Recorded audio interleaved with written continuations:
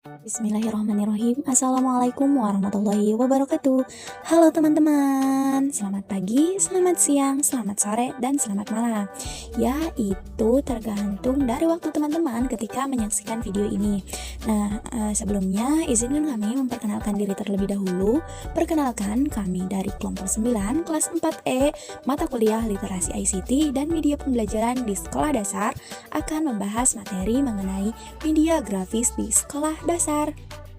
Nah, adapun anggota dari kelompok 9 yaitu yang pertama Junior Khairunisa dengan nomor induk mahasiswa 2004010 nomor absen 8. Yang kedua, Utari dengan nomor induk mahasiswa 2004812 nomor absen 21. Dan yang terakhir, Iyariani dengan nomor induk mahasiswa 2008425 nomor absen 35.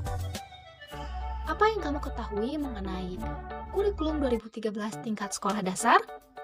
Nah teman-teman, berbicara mengenai kurikulum 2013 tingkat sekolah dasar tentu tidak terlepas dengan pendekatan tematik, yang mana pembelajaran tematik ini mengintegrasikan antar mata pelajaran. Nah, untuk meningkatkan pemahaman siswa yang masih bersifat abstrak terhadap sesuatu yang masih baru, maka dengan menggunakan media grafis sebagai ilustrasi, siswa dapat memahami sesuatu dengan optimal. Selanjutnya yaitu grafik.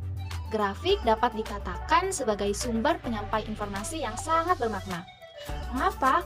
Karena dalam grafik segala bentuk pesan yang dapat diterima melalui penglihatan, kemudian dapat diterima secara terperinci dan mempunyai daya tahan dan daya ingat yang sangat tinggi. Lalu apa saja sih yang menjadi kegunaan dari grafik dalam aplikasi multimedia? Nah, kegunaannya itu diantaranya yang pertama, sebagai ilustrasi untuk menjelaskan konsep-konsep, lalu sebagai ilustrasi dalam meringkas data-data numerik, lalu warna, background, dan icon digunakan untuk menyediakan keseragaman dan keberlanjutan dalam aplikasi. Lalu, sebagai integrasi dari teks, foto, dan grafik untuk mengekspresikan konsep atau informasi. Lalu, menunjukkan image, dan sebagai simulasi dari lingkungan yang ada. Lalu, kegunaan dari grafik ini juga untuk menjelaskan proses dan struktur organisasi serta sebagai ilustrasi dari lokasi. Selanjutnya, bagian-bagian grafik dalam multimedia terbagi ke dalam 3 bagian. Yang pertama, grafik desain. Nah, grafik desain ini merupakan proses kreativitas yang menggunakan lukisan dan teknologi untuk menyampaikan ide-ide. Lalu tujuannya adalah untuk menyampaikan pesan dan sekaligus untuk meyakinkan pengguna.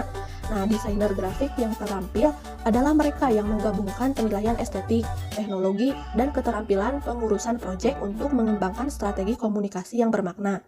Lalu yang kedua, grafik ilustrasi. Nah, grafik ilustrasi ini merupakan suatu bentuk lukisan yang jelas dan sempurna yang dapat menyampaikan pesan atau ide tertentu yang merupakan interpretasi atau penjelasan visual dari suatu teks, konsep, atau proses.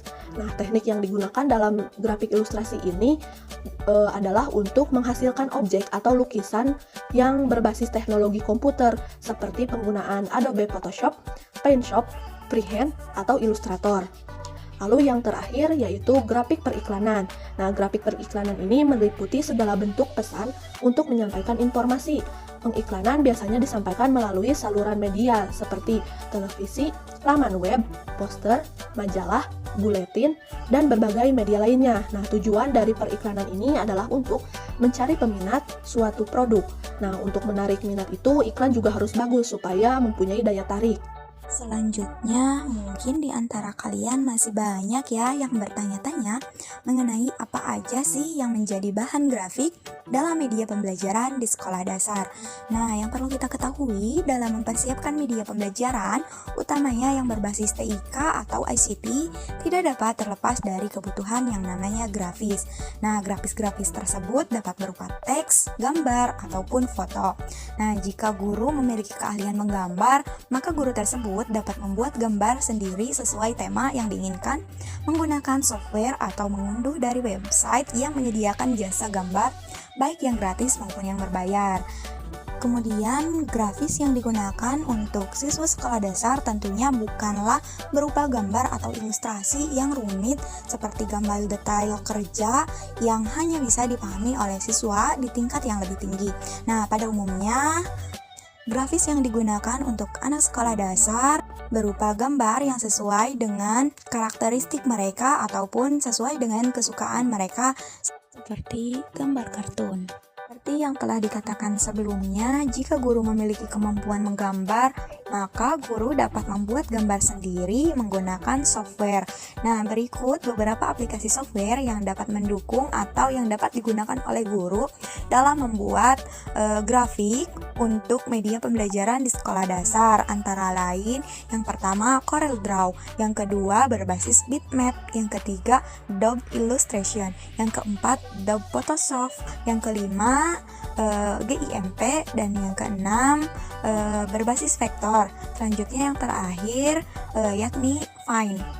Selain dengan membuat media grafis sendiri dengan menggunakan aplikasi software yang telah disebutkan tadi, guru juga dapat memanfaatkan website yang menyediakan gambar yang dapat diunduh untuk membuat media grafis. Lalu apa aja sih website yang dapat dimanfaatkan oleh guru untuk mengunduh media grafis?